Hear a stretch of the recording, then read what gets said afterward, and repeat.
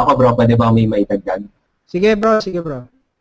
Okay, okay. Persuasion, no? Actually, talagang sobrang, agree talaga sa sinabi niya, no, ni Coach JR kasi sobrang halaga talaga ng persuasion dito sa industriya natin, no? Pero may iba kasing, may iba kasing maling pagkakaintindi kung ano tong persuasion. Kaya parang alam mo na intimidate sila na aralin siya. Intimidate sila na pag-aralan na to at masterin to. Okay? Kasi yun nga, naisip lagi ng mga tao, kapag persuasion, minamanipulo na yung mga tao, no? So, it depends kasi kung paano mo siya gagamitin. Actually, persuasion ay napaka-powerful talaga. Kasi dito i-determine kung paano ka magkakaroon ng sale, paano ka magkakaroon ng resulta. Okay? Kasi, tandaan na maiga dito sa industriya natin, depende na kung anong industriya ka. Kasi pwedeng sabihin natin sa blogging ka talaga ng mga AdSense, mga ganyan. Pero pag ikaw ay nasa network marketing, affiliate marketing, basta sales, kailangan talaga is matutunan mo tong skill na to. Okay, which is persuasion. Dati, naalala ko nung nagsisimula pa lang ako dito sa business na to, nagpo-focus talaga ako sa mga blogging, mga ganyan, no? Dinidesign ko yung blog ko, nag-SEO ako, mga ganong klase mga bagay, pero hindi ko naunawaan, no?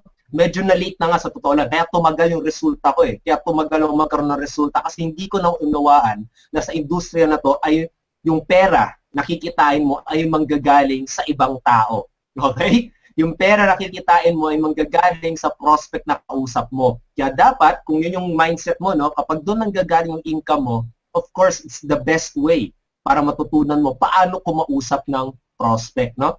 At saka yun, isang strategy na pwede ko rin sa i-share dito na talagang it really works very well para sa akin dahil dito sa strategy na to, okay, nakakapag-close ako ng marami ring sales dito sa business ko, no? Ito yung the power of agreement. Okay? Power of agreement or yung pag-agree. Okay? Dati naalala ko nung may kinakausap akong prospect, kapag may objection siya, no, lagi ko siya kinukontra. Katulad sinasabi na scam yung ginagawa mo, parang ganyan. Ay hindi, sinasabi ko sa hindi scam to. May ganito, may papeles nga kami, ganyan. Dito yung SEC, dito yung SEC, nandito yung DTI, mga ganyan, yung mga documents na yan, no? Kailangan, magkaroon ka ng mindset na kailangan mo kung may kipag-agree ka. Okay? So, pwede, katulad, sinabi niya sa'yo na scam niya, no? Pwede mong sabihin na naunawaan mo kung bakit mo sinabi yan. And I believe, no? Pwedeng sabihin mo rin, actually, naniniwala ako sa sinabi mo. Okay? Actually, naniniwala ako sa sinabi mo kasi meron naman talagang mga ibang companies or meron naman talagang mga nagsisilabasan ng mga scam dyan, no? Kaso, pwede ko bang maituro sa'yo or maipaliwanag sa'yo kung paano to naiiba. Pwede gano'n, no? Or pwedeng sabihin, ang mahal naman yung product mo, ang mahal naman ng company mo, ang mahal naman ng pag-pay-in dyan. Pwede mo sabihin, I agree, no? Naniniwala ako sa sinabi mo at agree ako and you have a good point. Kasi, totoo naman na hindi biro na maglabas ng, sabi natin, ng 3,000 pesos. Ganun. Hindi biro na maglabas ng 3,000 pesos. Okay? Pero, ito yung tanong ko lang sa'yo, no? Kapag ba in-avail mo tong, sabi natin, kapag ba in-avail tong product na in-offer ko sa'yo, sa tingin mo ba makakatulong ko sa'yo? Okay? So, yun yung mga ganong klase mga bagay. Kasi napaka-powerful talaga ng agreement. Kasi kapag nakipag-agree ka sa prospect mo, okay, mawawala yung malaking pader eh. In short, mawawala yung malaking pader. Parang imagine mo ganito, asawa ka, or may girlfriend ka, magtalo kayong dalawa, pero bigla kang nag-agree sa point niya, mawawala bigla yung argument nyo. Okay, mawawala kasi bakit pa siya makikipagtalo sa'yo, nag-agree ka na nga, di ba? So, same in business, same in your prospect, no? Kapag nakikipagtalo siya sa'yo, mag-agree ka sa kanya, mawawala yan, no? Ito kasi meron tayong parang pride yung ganyang klase mga bagay, no? Pero kapag gusto mo talaga makapag-close ng sale, okay? Kung sa tingin mo yung prospect mo, no? Sabihin natin yung pinapakita mong papel ay puti.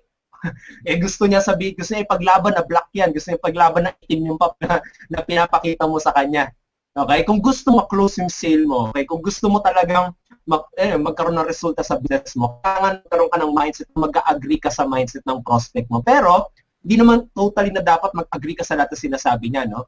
Parang mawala lang yung pader na yon, tapos ma-shift mo into, i-lead mo siya. Okay? I-lead mo siya dun sa conversation nyo. Ikaw yung mag-lead by asking significant and powerful questions, no? Para ma-lead siya sa close. Okay? So yun yung isang technique na it really works really well para sa akin and I believe makakatulong din ito para sa iyo, no? excited talaga ako i-share sa'yo kasi favorite ko talagang strategy yun. And I hope talaga na magamit mo siya sa business mo. Okay? So yun, may mga questions na dito, bro. Thank you.